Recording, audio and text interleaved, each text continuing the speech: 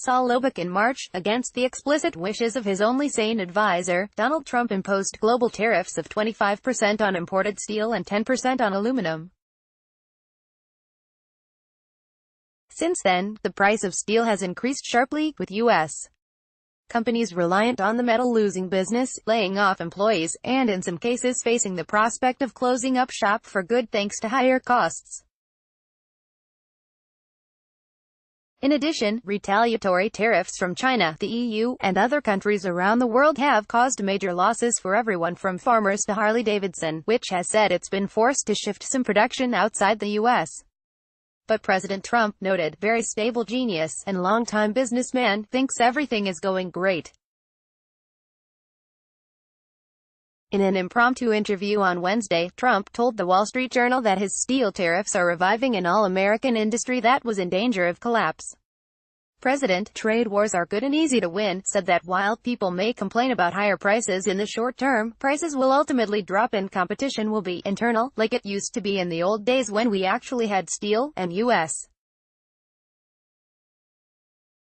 Steel was our greatest company. He claimed that the tariffs are clearly working because steel companies are opening new plants, and our steel industry is one of the talks of the world.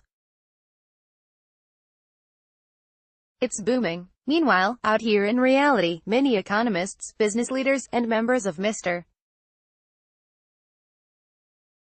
Trump's own party would take issue with his boasts, arguing that he is both exaggerating the benefits of the policies while understating their significant direct and indirect costs.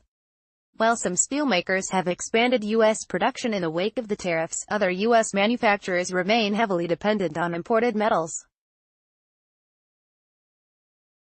Moreover, even the administration's own estimates of the tariffs' impact project a reduction in imports, not their elimination, still leaving significant foreign competition for U.S.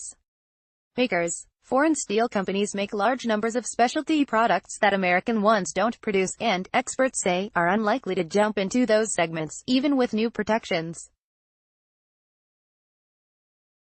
As for the steel companies benefiting from the tariffs, they're almost exclusively giants, who smaller companies say are rigging the game.